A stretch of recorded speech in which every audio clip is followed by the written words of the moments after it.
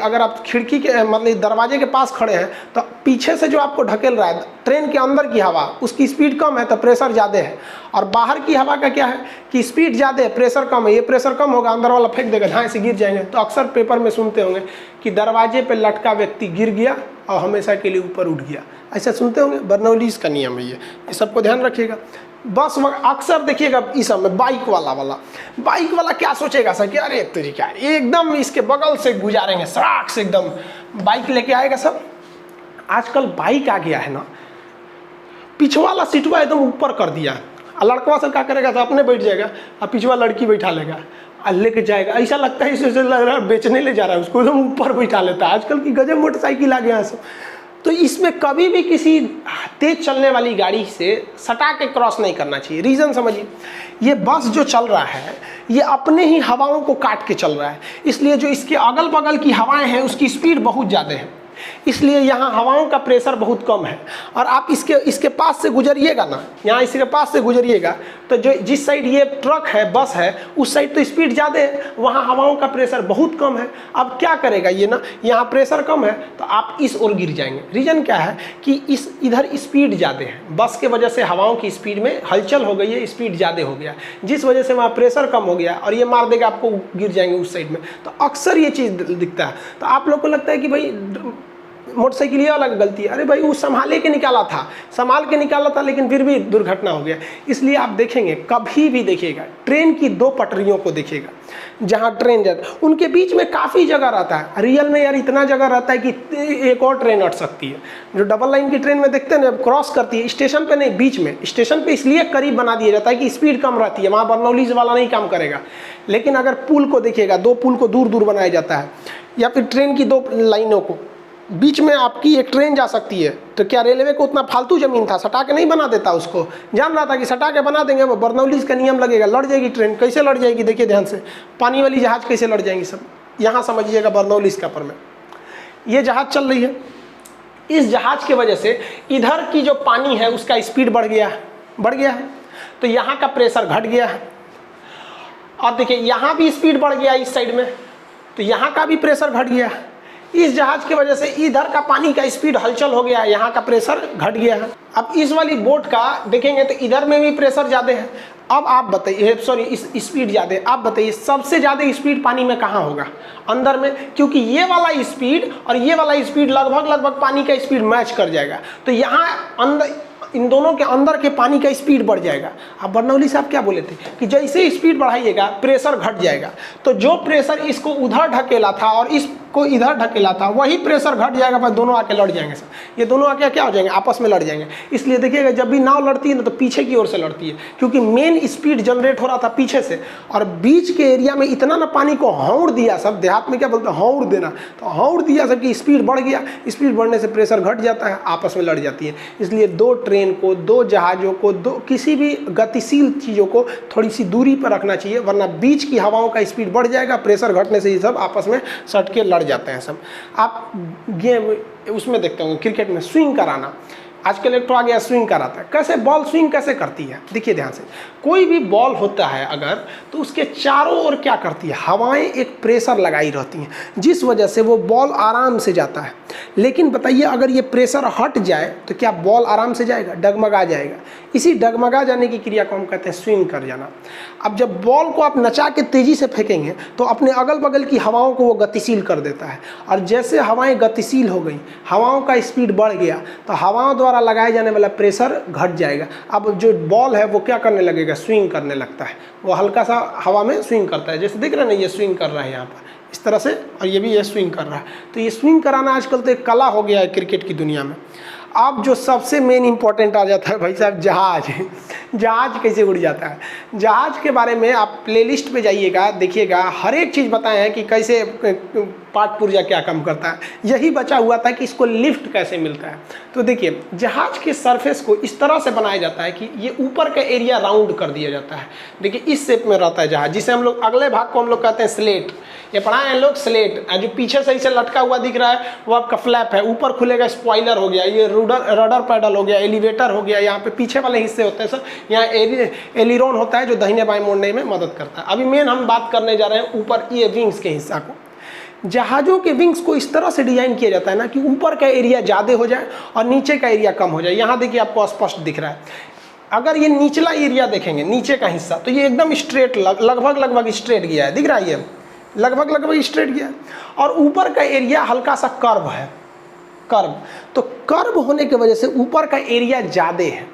ऊपर का एरिया जब ज़्यादा हो जाएगा तब आप समझिए क्या होगा। जो आगे से हवा आ रही है, इसको दो कलर से कर दिया है। ऊपर वाला ब्लू है, ये बता रहा है कि ये ब्लू कलर ऊपर से जा रही है और रेड कलर नीचे से जा रही है। अब हवा एंट्री टकराती है एक ही समय पे, तो बाहर भी निकलेगी एक ही समय से इससे जहाज से। ऐसा थोड़ी कि आधा जहाजिया बाहर छूट जाएगा, एक ही साथ निकलेगा। हवाएं जो टकराती हैं एक साथ, निकलेगी भी एक साथ। देखिए ये ब्लू और रेड एक साथ टकराई थी और निकल भी गई एक साथ। अब आप बताइए, ये रेड वाले को दूरी कम है, उसके लिए डिस्टेंस कम है, और ब्लू वाले के लिए डिस्टेंस ज़्यादा है। अब आप बताइए कि किसी को कम दूरी तय करना है और किसी को बहुत ज़्यादा दूरी तय करना है, लेकिन पहुंचना एक समय पे है, एक ही टाइम पे पहुंचना है, तब कैसे पहुंचेगा? तो ये एक ही रास्ता बचता है कि भैया जिन्हें ज़्यादा दूरी तय करनी है उनका स्पीड ज़्यादा रहना चाहिए, तभी ना वो सेम टाइम पे पहुंचेंगे। अब मान लीजिए इसको 2 किलोमीटर पहुंचना है और इसको पहुंचना है 3 किलोमीटर, और दोनों सेम स्पीड से चलेगा तो ये तो पहले ही पहुंच जाएगा, बाद में पहुंचेगा। तो इसके लिए क्या है कि जिसको 3 किलोमीटर जाना है, इसकी स्पीड क्या होना चाहिए? ज़्यादा, और इसकी स्पीड कम होनी चाहिए, तब ना दोनों सेम पहुंचेंगे। इसका मतलब ये हुआ कि ऊपर वाली हवाओं का स्पीड ज़्यादा होता है और नीचे वाली हवाओं का स्पीड कम होता है, ताकि एक साथ पहुँच सके। अब ऊपर वाली हवा का स्पीड ज़्यादा हो गया तो आपको पता है कि जिसका स्पीड ज़्यादा होता है उसके प्रेशर जो होता है, प्रेशर वो क्या हो जाता है? हाई ना होके कि उसका प्रेशर क्या हो जाता है? घट जाता है। अब समझ गए आप लोग कि इसका प्रेशर क्या हो गया? घट गया। और जबकि अंदर की हवाओं का स्पीड कम है तो इसका प्रेशर बढ़ जाएगा। तो ये ज़्यादा प्रेशर वाला नीचे से ठेलने लगेगा और जैसे ढकेलेगा तो ये नीचे से इसको ढकेलता रहेगा, और जब तक जहाज चलेगी तब तक ये ढकेलता ही रह जाएगा, जिस वजह से नीचे से एक लिफ्ट मिलती रहेगी और ये जहाज उड़ता रहेगा। तो आप कहेंगे जा इसे थोड़ा उतरेगा कैसे? तब सही बात है, उतरेगा कैसे यहाँ पर? इसलिए जो अगला भाग होता है ना, जो स्लेट होता है, ये अपना एरिया घटा बढ़ा सकता है। ये हम पहले वीडियो में बताए हैं, आप प्लेलिस्ट में एरोप्लेन वाले हिस्सा में जाके देखेंगे, हर चीज़ बताया गया है। तो सोचेंगे उतरेगा कैसे।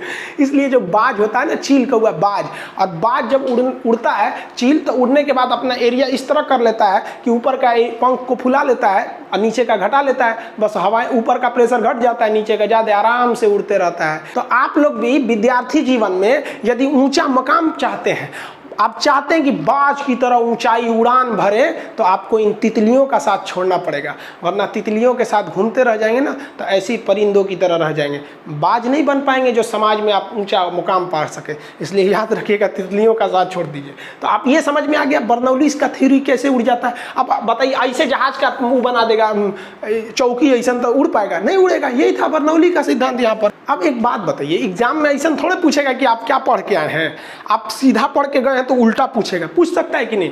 अब तक हम यही पढ़ रहे थे हम लोग कि अगर हम स्पीड बढ़ाएंगे तो प्रेशर घटेगा।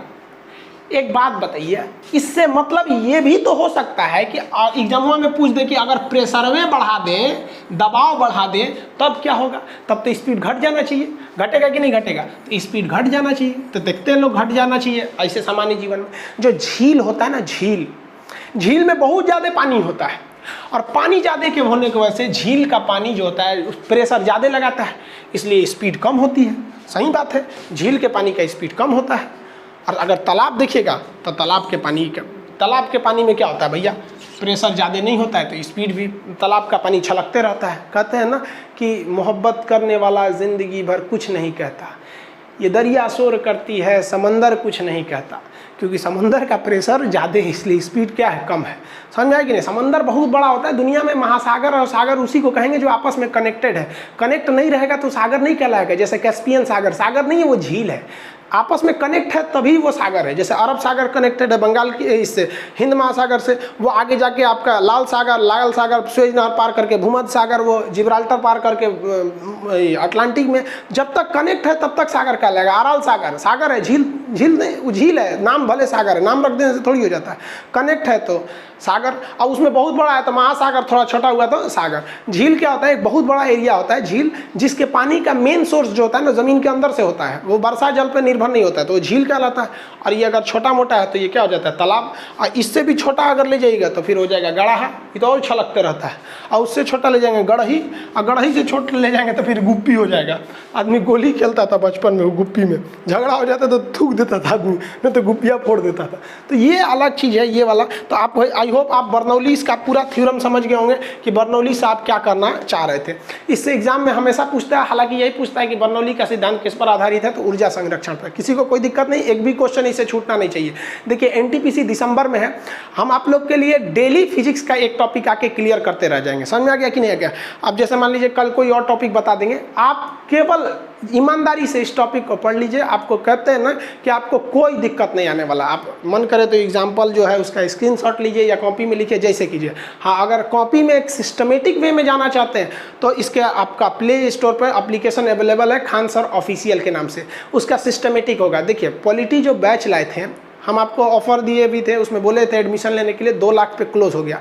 अब जो एनटीपीसी का है, ये आप एप्लीकेशन के बैनर पे देख रहे होंगे, उस पर लिख रहा होगा ऑफर है 19 को। तो 18 या 19 को ऑफर देंगे, जिसमें आपको साइंस का सारा चीज़ कंप्लीट करा दिया जाएगा। और साइंस के लिए टेंशन मत लीजिए यार, साइंस इतना इंटरेस्टेड है ना, इतना इंटरेस्टेड, बशर्ते आप उसको प्रैक्टिकली पढ़िए। प्रैक्टिकली आप देखें क्यों अमेरिका, फ्रांस, जर्मनी ये सब आगे निकल गए सर, क्योंकि वो प्रैक्टिकली पढ़ रहा था सब। और हम लोग क्या पढ़ रहे थे, हम लोग प्रैक्टिकली क्या कर रहे थे, लिट्टी, गोल छान, पातर छान, लंबा लिट्टी छान, बिना चोखा का छान, यही सब तो छान रहे थे हम लोग। जलेबी, समोसा, पकौड़ा, यही सब बना रहे थे, क्योंकि हम लोग को इसका प्रैक्टिकली नॉलेज है। और अमेरिका, जर्मनी, फ्रांस ये आगे निकल गया, वो फिजिक्स पे प्रैक्टिकल कर रहा था सब। तो फिजिक्स भाई साहब टफ नहीं है, लेकिन टफ कब हो जाएगा, जब आप प्रैक्टिकली नहीं देखेंगे। अब मान लीजिए बिना प्रैक्टिकली हम आपको समझाते थे, देखो भाई जहाज ऐसे उड़ जाता है और बर्नौलीज का नियम लगता है। अगर हम विजुअल नहीं दिखाते आपको तो कभी समझ पाते हैं, नहीं समझ पाते। तो आप ऐसे रैंडम नहीं पढ़ना है आपको, तो आप यूट्यूब पढ़ेंगे, सिस्टमेटिक ढंग से पढ़ना है। कि जैसे अब इसी में आपका वेंचुरी मीटर आता है, ये क्या होता है, फिर विस्कोमीटर आएगा। तो एक सिस्टमेटिक आपको एप्लीकेशन पे प्रोवाइड कराया जाएगा। वहां पर याद रखेंगे 18 तारीख या 19 तारीख को एनटीपीसी के लिए स्पेशल अनाउंसमेंट करेंगे, बहुत मिनिमम फीस में करेंगे। तो जितने लड़कियों को प्रॉब्लम है, कहते हैं कि सर हम गरीब घर के हैं, हमको एडमिशन लेना है, तो आप 18 या 19 को रेडी रहेंगे एप्लीकेशन डाउनलोड करके खान सर ऑफिशियल के नाम पे। याद रखिए इसमें ज़्यादा कंपटीशन इसलिए है कि ऑलरेडी उसको 2 लाख लड़के पॉलिटी पढ़ रहे हैं। और वो पॉलिटी पढ़ रहे हैं तो वो इंतजार कर रहे हैं कि हम कब लेंगे हम रेलवे का बैच। और उसमें कई ठो ले लिया था, हम रेलवे बैच रोक लिए, यानी अभी लगभग उसमें 30 से 35 हज़ार लड़के लिए हैं सब। कैपेसिटी बस 2 लाख है, ऑलरेडी ले लिए हैं। 18 या 19 को खुलेगा और 3 दिन एडमिशन होंगे उसमें, मान के चलिए 3 से 4 दिन ही एडमिशन होंगे। शुरुआत में लीजिएगा, फी एकदम कम रहेगा, बाकी आप जिम्मेदारी हमारे पे छोड़ दीजिएगा कि आपको कैसे समझना है। ऐसा हो ही नहीं सकता आप समझेंगे नहीं, बस जिंदा रहना चाहिए। जिंदा है ना, आप समझ जाएंगे। आई होप इसको समझ गए। कल फिर मिलेंगे आपको फिजिक्स के एक नए टॉपिक पे। आप कहेंगे तो केमिस्ट्री का भी एक बना देंगे, फिजिक्स का भी बना देंगे, जैसा आप चाहते हैं आप कमेंट करके बताएंगे। समझ में आ गया आपको? मिलेंगे नेक्स्ट क्लास में। जय हिंद।